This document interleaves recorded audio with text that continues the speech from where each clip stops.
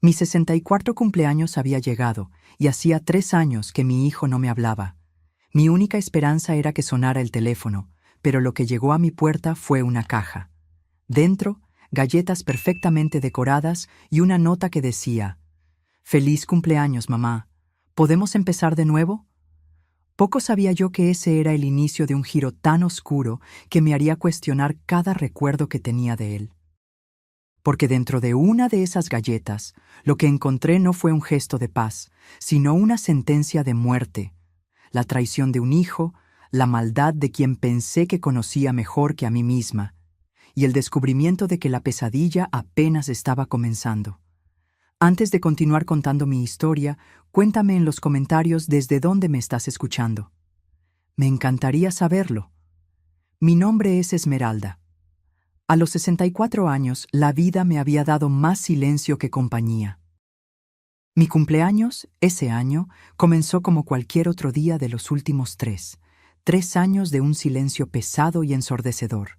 Un café amargo en la taza agrietada, el crucigrama de un periódico de hace una semana, y mi propia voz resonando en el vacío de la casa donde crié a Santiago. Siempre creí que conocía a mi hijo mejor que nadie. ¿Cómo podría ser diferente? Lo llevé en mi vientre durante 9 meses. Sentí cada movimiento, cada sollozo dentro de mí. Vi su primera sonrisa, sequé sus lágrimas, curé sus heridas. Ahora, a mis 64 años, miro la galleta envenenada guardada en una caja de pruebas y me pregunto, ¿realmente lo conocí alguna vez? Hacía 3 años que no hablaba con mi único hijo. 3 años desde aquella devastadora pelea que comenzó por algo tan banal, un comentario sobre la educación que le daba a su hija, y terminó con puertas azotadas y silencio absoluto. Ese día vi algo en sus ojos que nunca había notado antes. No era solo rabia, era algo más profundo, más oscuro. El timbre sonó a las 10:37. Lo recuerdo con precisión porque miré el reloj de pared, el que perteneció a mi madre, pensando que tal vez era Josefina, mi vecina de la Ciudad de México, con algún pastel improvisado. Pero no era Josefina. En el umbral de la puerta había solo una caja, papel pardo, cinta azul marino, sin remitente. Solo mi nombre escrito con esa caligrafía que reconocería incluso si estuviera ciega. Santiago. Mis manos temblaron al tomar el paquete. Era ligero, olía a canela y vainilla. Dentro de la caja, anidadas en papel de seda, había 6 galletas artesanales, cada una decorada con un patrón diferente: estrella, luna, sol, flor, nube y corazón. Y una nota simple, escrita a mano: «Feliz cumpleaños, mamá. ¿Empezamos de nuevo?».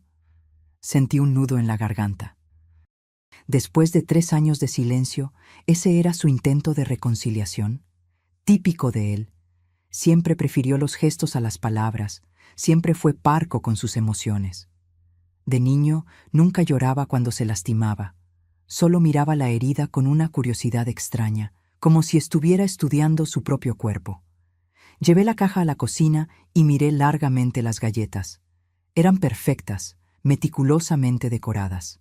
Santiago siempre fue así, obsesivamente detallista.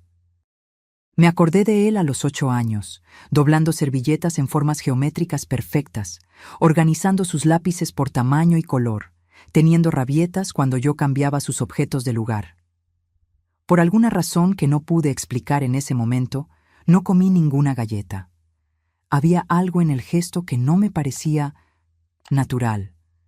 Tal vez era el tiempo de distanciamiento, tal vez era el recuerdo de aquella última mirada. Guardé una de las galletas, la de corazón, en el refrigerador.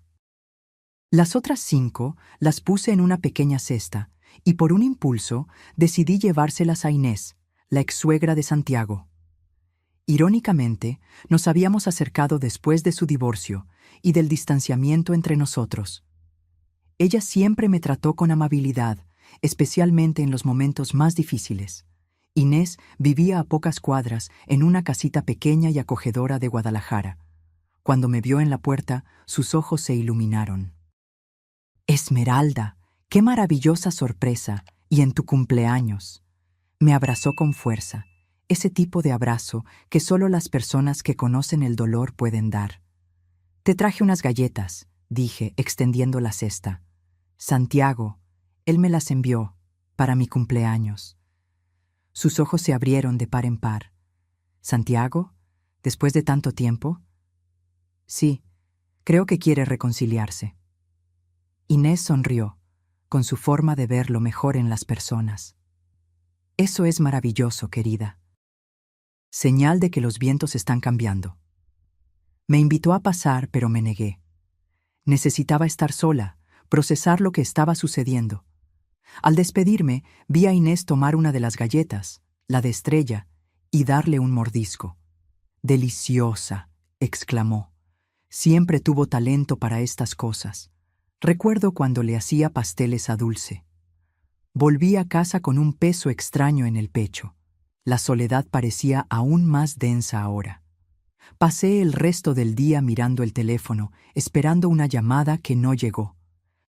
Solo por la noche, ya acostada, me di cuenta de algo en el bote de basura de la cocina. Una pequeña botella de plástico sin etiqueta, con residuos de un polvo blanco. No recordaba haberla visto antes. Al día siguiente, el teléfono sonó temprano. Mi corazón dio un vuelco cuando vi el nombre en la pantalla. Santiago. Mamá. Su voz sonaba extrañamente controlada. «Feliz cumpleaños atrasado». «Gracias por las galletas», respondí, sintiendo que mi voz fallaba. Fue una sorpresa. Hubo un silencio al otro lado. Luego preguntó, en un tono que intentaba sonar casual. «¿Te gustaron?» «Eran bonitas», respondí. «Le di algunas a Inés, tu ex-suegra. Le encantó la de Estrella». Hubo otro silencio, más largo, más denso. «¿Le diste mis galletas a Inés?» La voz de él cambió por completo. Era fría, casi cortante. «Sí, pensé que le gustaría. Eran para ti», interrumpió con una intensidad que me asustó. «Solo para ti, nadie más». Antes de que pudiera responder, colgó. Me quedé mirando el teléfono, sintiendo que algo estaba profundamente mal. Esa no era una reacción normal para alguien que simplemente había compartido unas galletas. 2 horas después, el teléfono sonó de nuevo. Era Dulce, la exesposa de Santiago. «Esmeralda». Su voz estaba temblorosa. «Inés está en el hospital de Monterrey. De repente empezó a sentirse mal. Vómitos, confusión mental. Antes de desmayarse, mencionó algo sobre unas galletas que le diste». Sentí que se me helaba la sangre. Miré la botella en la basura, la galleta solitaria en el refrigerador, y una terrible sospecha comenzó a formarse. ¿Y si las galletas que mi hijo me envió no eran un gesto de reconciliación, sino algo mucho más oscuro? ¿Y si, después de 3 años de silencio y resentimiento, Santiago hubiera decidido no solo cortar lazos conmigo, sino acabar con mi vida de una vez por todas? En el siguiente bloque, descubro la verdad sobre las galletas cuando mi amiga Luciana, que trabaja en un laboratorio, confirma mis peores sospechas. Lo que Santiago puso en las galletas era mucho más que un ingrediente secreto. Era una sentencia de muerte cuidadosamente planeada. Pero lo que me aterroriza de verdad no es solo el descubrimiento del veneno, sino lo que encuentro en el celular de Santiago cuando decido confrontarlo en su propia casa. El hospital de Toluca estaba abarrotado cuando llegué. Encontré a Dulce en el pasillo, con el rostro pálido y los ojos rojos.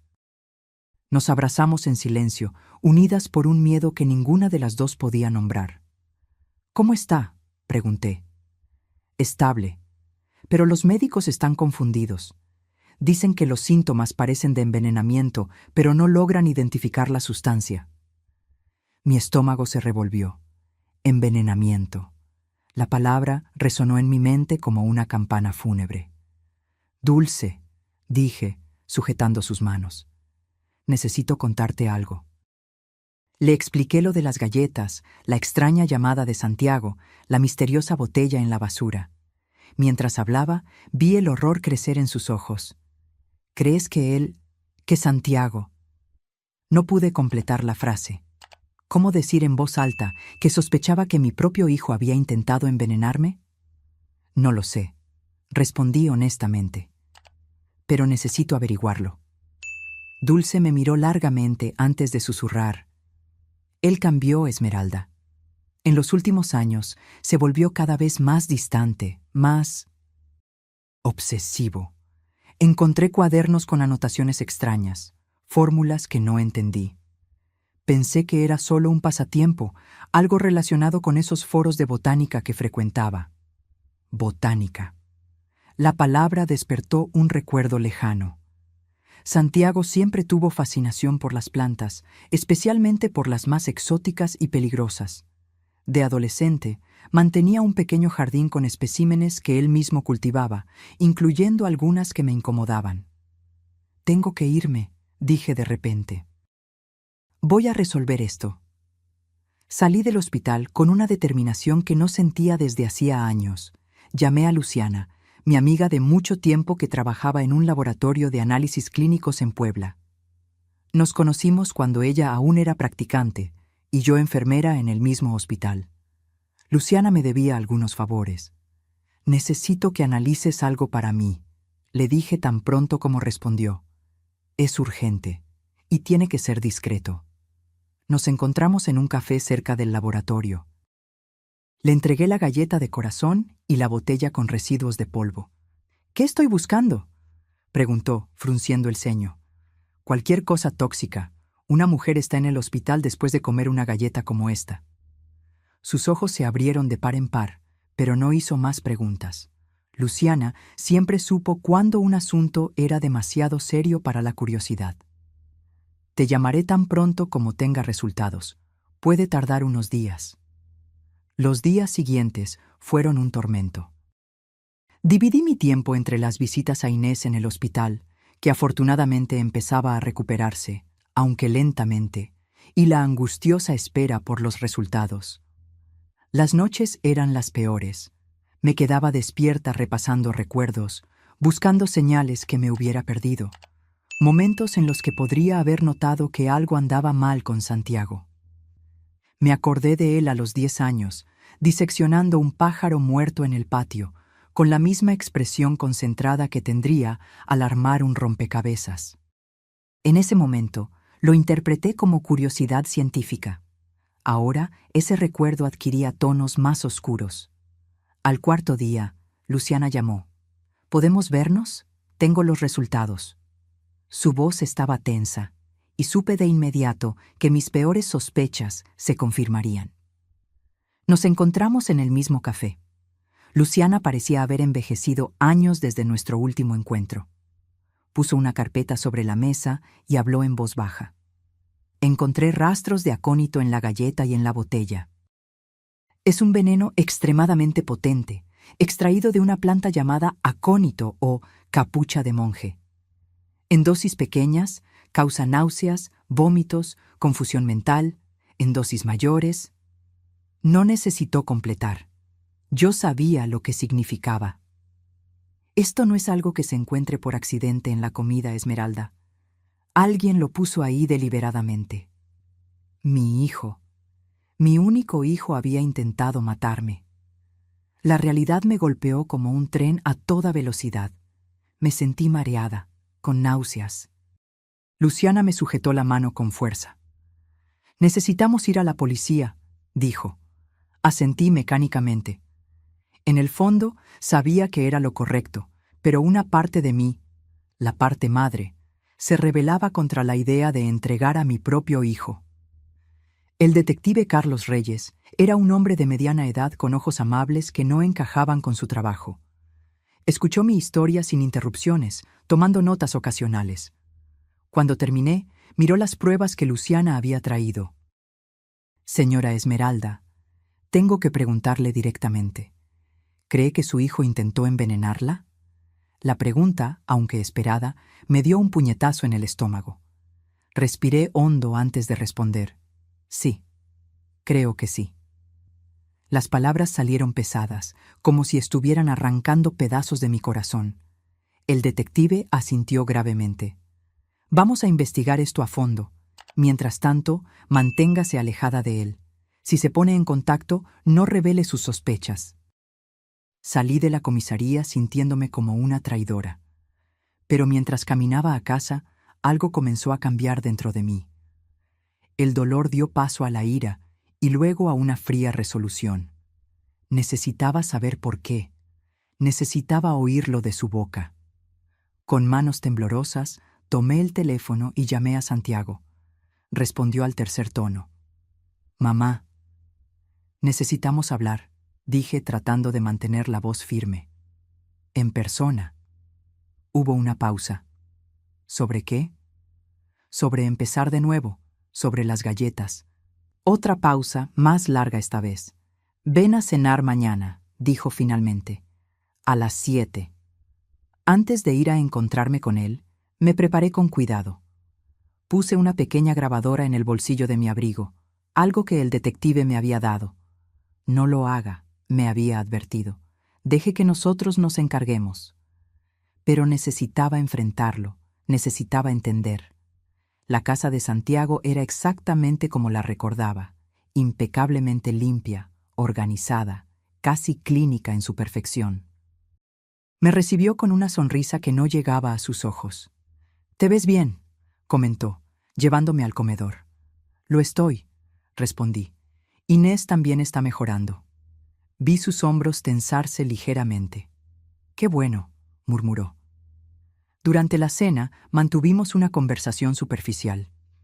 Hablamos del clima, de noticias banales, como dos extraños demasiado educados para admitir que no tienen nada en común. Fue solo después, cuando sirvió café, que decidí lanzar mi cebo.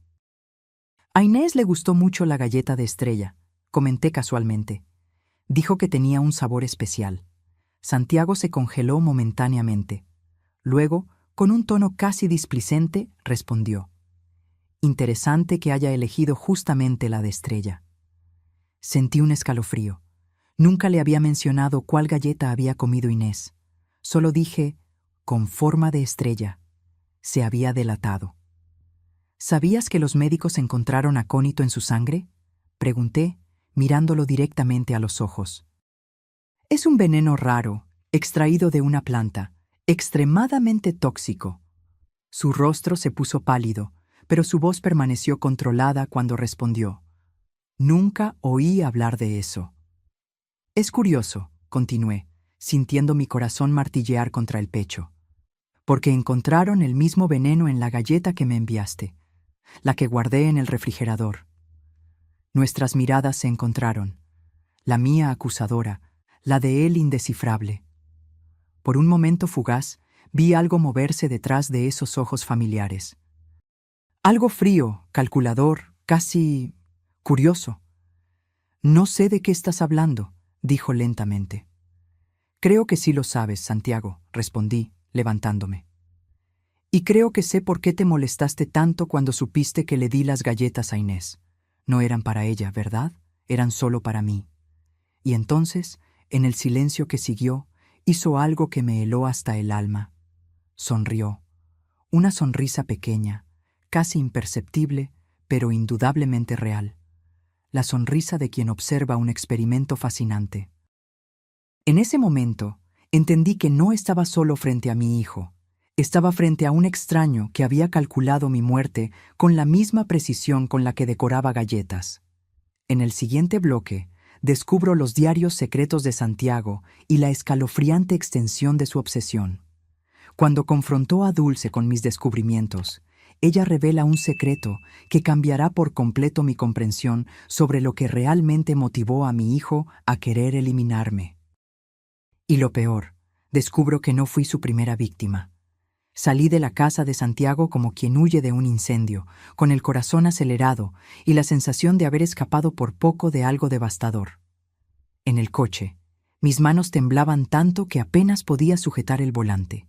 Encendí la grabadora y escuché nuestra conversación de nuevo. Ahí estaba, indiscutible. Se había delatado al mencionar la galleta de estrella. Conduje directamente a la comisaría de la Ciudad de México. El detective Reyes todavía estaba allí, trabajando hasta tarde. Cuando me vio entrar, sus ojos cansados se abrieron de par en par. Señora Esmeralda, ¿qué pasó? Grabé todo, dije, entregándole el dispositivo. Prácticamente confesó. Reyes escuchó la grabación 2 veces, tomando notas. Cuando terminó, su mirada era grave. Esto, combinado con las pruebas de laboratorio, es suficiente para una orden de arresto. Pero, señora Esmeralda, necesito que entienda algo. Cuando arrestemos a su hijo, no habrá vuelta atrás. Lo sé, respondí, sintiendo un peso enorme sobre mis hombros. Pero no tengo elección. Él intentó matarme, y casi mata a Inés por error. A la mañana siguiente, recibí la llamada. Santiago había sido arrestado en su casa de Coyoacán. Según el detective, no se resistió. Se mantuvo en calma, casi sereno, como si hubiera esperado este momento. No fui a visitarlo. No podría soportar mirar a los ojos del hombre en que se había convertido mi hijo. En cambio, pasé los días siguientes al lado de Inés en el hospital. Su recuperación era lenta, pero constante. Los médicos decían que había tenido suerte. La galleta contenía una dosis menor de veneno que las otras. Las galletas tenían diferentes concentraciones, explicó Reyes cuando me encontró en el hospital. La de corazón, la que usted guardó, contenía la dosis más alta. Las otras tenían cantidades menores, como si estuviera experimentando, completé, sintiendo náuseas. Precisamente. Y hay más. Conseguimos una orden para examinar su computadora. Santiago frecuentaba foros sobre plantas venenosas bajo seudónimos. Encontramos anotaciones detalladas sobre la extracción de acónito, los efectos en diferentes dosis, métodos de administración. Cerré los ojos, tratando de procesar el horror. Mi hijo no había actuado por impulso. Aquello fue planeado, estudiado, ejecutado con precisión científica. ¿Por qué? Pregunté, más para mí misma que para el detective. ¿Por qué haría algo así? Estamos investigando. Hay indicios de que usted puede no haber sido la primera persona a la que intentó perjudicar. La implicación de esas palabras me golpeó como una tonelada de ladrillos. ¿No la primera? ¿Quién más podría haber sido su objetivo? 2 días después, Dulce me llamó. Su voz estaba rota, como si hubiera llorado durante horas. Encontré algo, dijo. En la casa, en el sótano. Tienes que verlo. El sótano de la casa de Santiago siempre fue su territorio privado.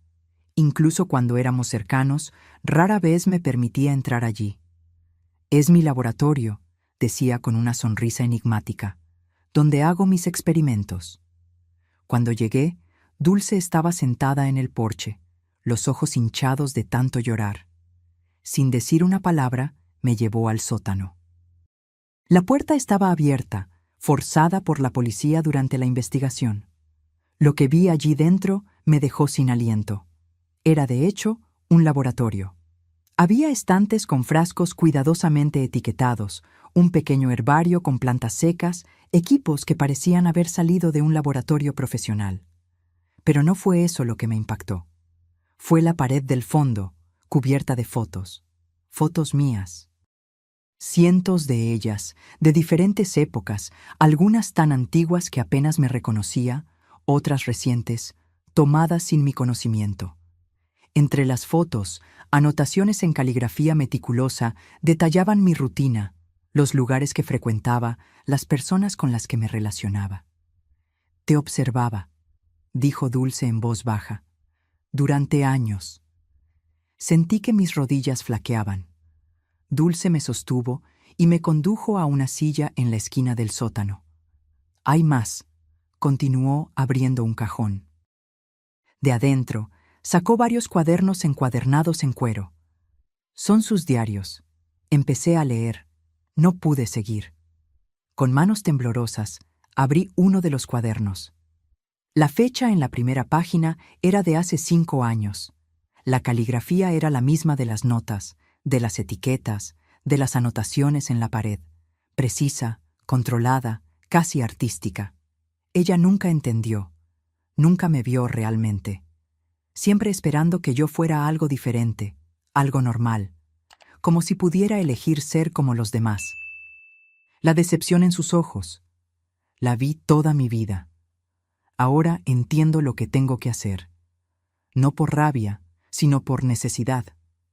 Es un experimento al fin y al cabo, el más importante que he realizado. Hojeé el cuaderno, cada página más perturbadora que la anterior. Santiago documentaba sus pensamientos, sus observaciones sobre mí, sus planes. Inicialmente vagos, se volvían gradualmente más específicos, más detallados. En un extracto, describía cómo había empezado a cultivar Aconitum napellus, la planta de la que se extrae el acónito, en un pequeño jardín escondido en la parte trasera de su propiedad. En otro, relataba sus experimentos con diferentes métodos de extracción del veneno. Cuando llegué a las entradas más recientes, sentí como si estuviera leyendo la mente de un extraño. Las galletas son el vehículo perfecto. A ella siempre le gustaron los dulces. Y hay algo poéticamente justo en usar comida, el símbolo máximo de nutrición maternal, como medio de liberación. Calculé las dosis cuidadosamente. Cada galleta tiene una concentración específica. Quiero observar los efectos, entender cómo el cuerpo reacciona a diferentes niveles de la sustancia. No es personal, es ciencia. Cerré el cuaderno, incapaz de continuar. Miré a Dulce, que observaba mi reacción con una mezcla de pena y horror. Cuando nos separamos, dijo en voz baja, pensé que era por las peleas, por las diferencias irreconciliables.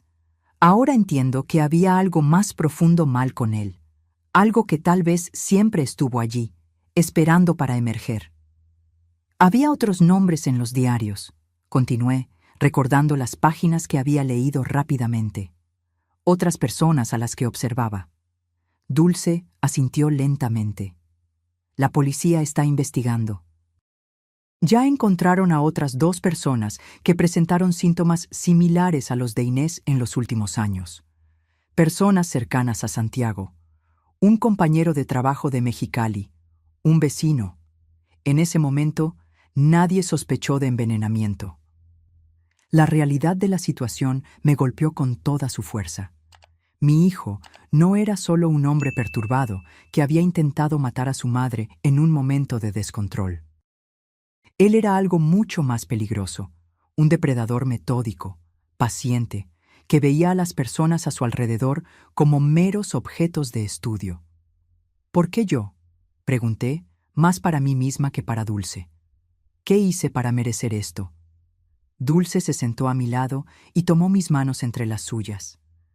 Encontré algo más, dijo, vacilante, algo que puede explicar o al menos dar un poco de contexto. Está en el último diario.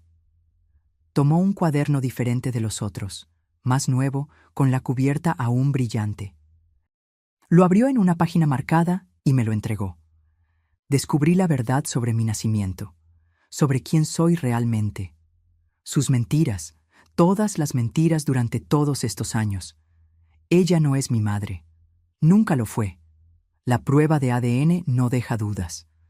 Todo tiene sentido ahora. El distanciamiento, la forma en que siempre me miraba como si buscara algo familiar y nunca lo encontrara. Fui un experimento para ella desde el principio, un niño que ella tomó para criar, por piedad o culpa. Ahora es mi turno de realizar el experimento. Sentí que la sangre se me drenaba del rostro. La prueba de ADN. La verdad que nunca tuve el coraje de contar. ¿Es verdad?, preguntó Dulce suavemente. ¿Santiago no es tu hijo biológico? Las lágrimas corrían por mi rostro mientras asentía lentamente. Era el hijo de mi hermana menor, Elena. Ella se embarazó a los 16 años. No tenía forma de criar a un niño. Mi esposo y yo, en ese momento, que ya había fallecido cuando Santiago nació, decidimos adoptarlo legalmente. Elena murió en un accidente cuando él tenía solo 2 años. Nunca le conté la verdad. Pensé que no haría ninguna diferencia. Él era mi hijo en todos los sentidos que importaban. Dulce apretó mis manos. ¿Cómo lo descubrió? No lo sé, respondí, secándome las lágrimas. Tal vez se hizo una prueba de ADN por su cuenta, o encontró documentos antiguos. Volví a mirar el sótano, las paredes cubiertas con mi vida, los cuadernos llenos de odio disfrazado de investigación científica. Pero eso no lo justifica, dije con firmeza. Nada justifica lo que hizo, o lo que planeaba hacer. Dulce asintió, sus ojos reflejando la misma convicción. Necesitamos entregarle todo esto al detective Reyes. Cuando salimos del sótano, cargando cajas con los diarios y las pruebas, sentí como si estuviera cerrando un capítulo oscuro de mi vida. Un capítulo que nunca debería haberse escrito, pero que ahora necesitaba ser concluido. El hombre que crié como hijo pasaría el resto de su vida en prisión, y yo necesitaría aprender a vivir con esa realidad. En el bloque final, 6 meses después del arresto de Santiago, recibo una carta de él desde la penitenciaría. El contenido me deja en shock, una confesión completa, pero también la revelación de que había un cómplice ayudándolo en sus macabros planes. Cuando descubro quién es esa persona, entiendo que la pesadilla aún no ha terminado y que tal vez nunca termine por completo. 6 meses pasaron desde el arresto de Santiago. El juicio fue rápido, las pruebas eran irrefutables. Diarios, grabaciones, testimonios, análisis de laboratorio. Todo apuntaba a su culpabilidad. No mostró remordimiento. De hecho, durante todo el proceso, se mantuvo en calma, casi desinteresado, como si estuviera presenciando el juicio de otra persona. No asistí al tribunal. No podría soportarlo. Reyes me mantuvo informada sobre los procedimientos, las decisiones, los testimonios. Cuando llegó la sentencia, 30 años por intento de homicidio calificado, con posibilidad de extensión si las investigaciones sobre las otras posibles víctimas revelaban más crímenes. Sentí un alivio mezclado con una profunda tristeza. Lentamente intenté reconstruir mi vida. Volví al trabajo voluntario en el hospital local de Cancún, algo que había abandonado en los últimos años. Redecoré la casa, moviendo muebles, pintando paredes, como si pudiera borrar los recuerdos junto con las marcas en la madera antigua. Inés se recuperó por completo y nos volvimos aún más cercanas. A veces cenábamos juntas y hablábamos de todo, excepto de Santiago. Dulce se mudó a otra ciudad, pero nos mantuvimos en contacto regular. Ella fue la única que visitó a Santiago en la prisión, una sola vez, para recoger documentos que necesitaba firmar para el divorcio. Estaba igual, me contó por teléfono, como si nada hubiera pasado. Preguntó por las plantas que había dejado en casa. Una mañana de otoño, cuando las hojas comenzaban a amarillear y el aire traía ese frescor característico de la estación, recibí una carta. El sobre era simple, institucional, con el sello de la penitenciaría estatal en la esquina superior. Dentro, 2 hojas de papel llenas con esa caligrafía que conocía tan bien.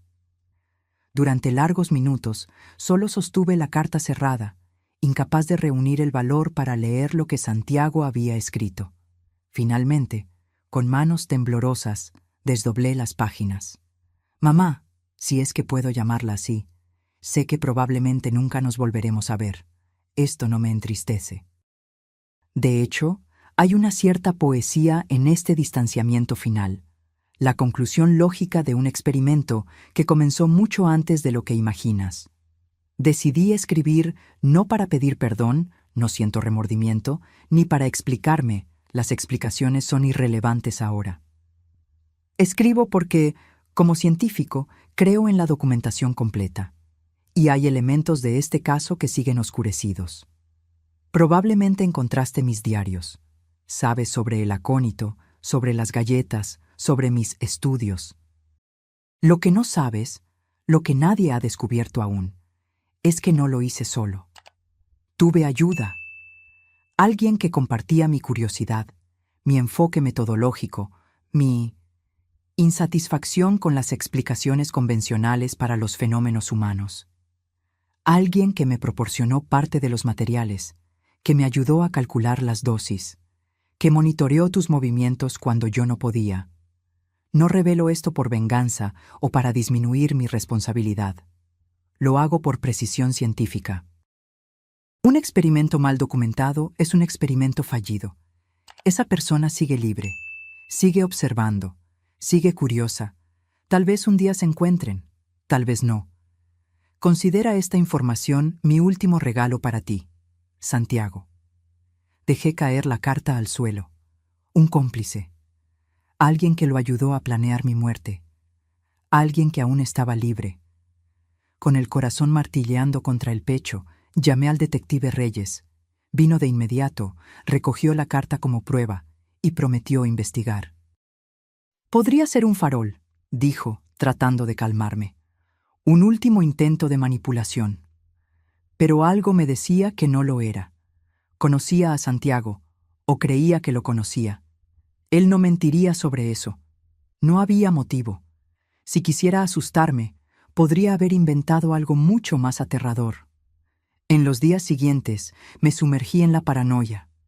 Examinaba a cada persona que se cruzaba en mi camino. Cuestionaba cada interacción. ¿Quién podría ser? ¿Alguien que conocía? ¿Alguien cercano? Reyes volvió una semana después con aspecto preocupado. Entrevistamos a Santiago en la prisión, explicó. Se niega a identificar al cómplice.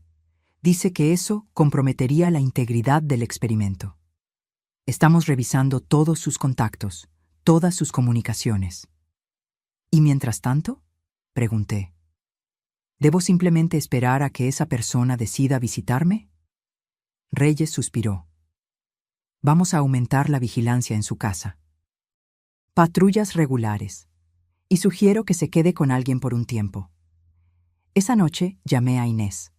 Le expliqué la situación. Le pedí que viniera a quedarse conmigo unos días. Aceptó sin dudarlo.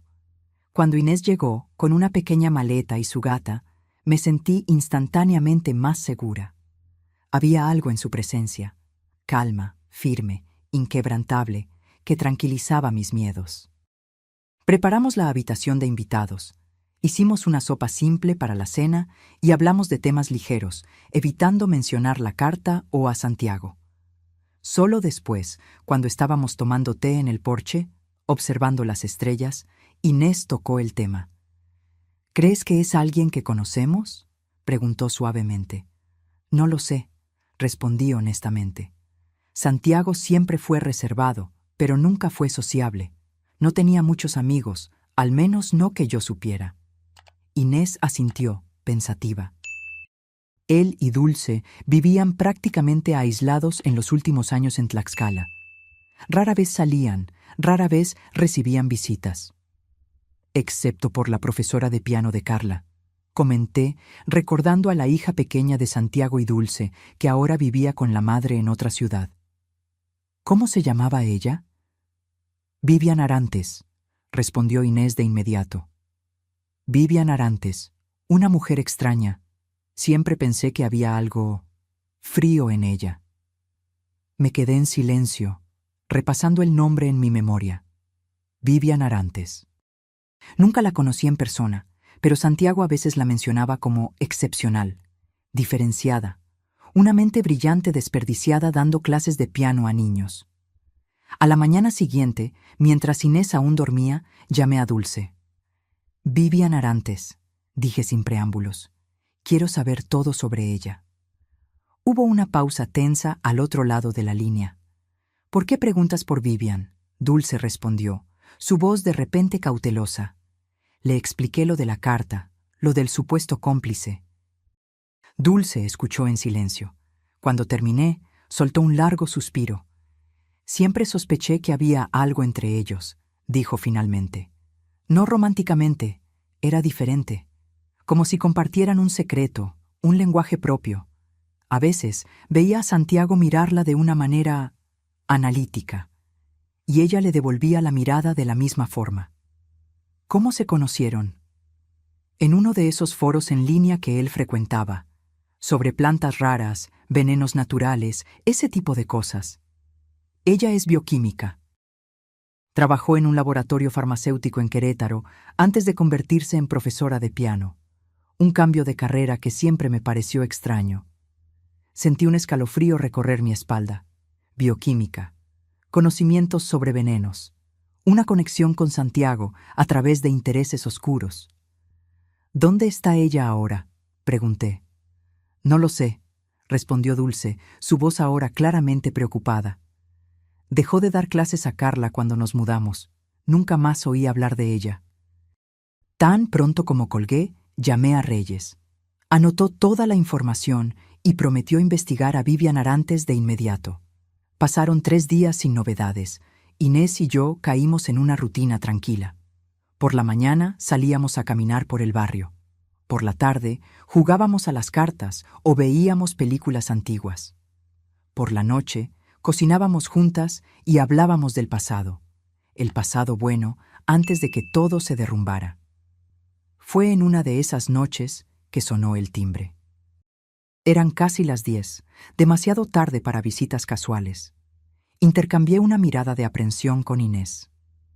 Yo abro, dijo levantándose. No, la interrumpí. Primero llamaré a Reyes.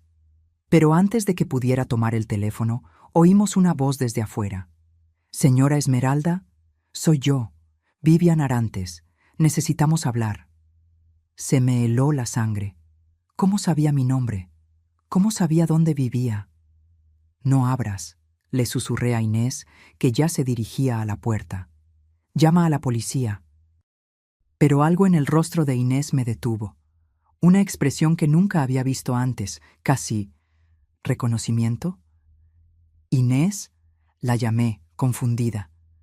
Se giró lentamente hacia mí y su mirada había cambiado. Ya no era la mirada amable y comprensiva que conocía. Era algo distante, clínico, evaluador.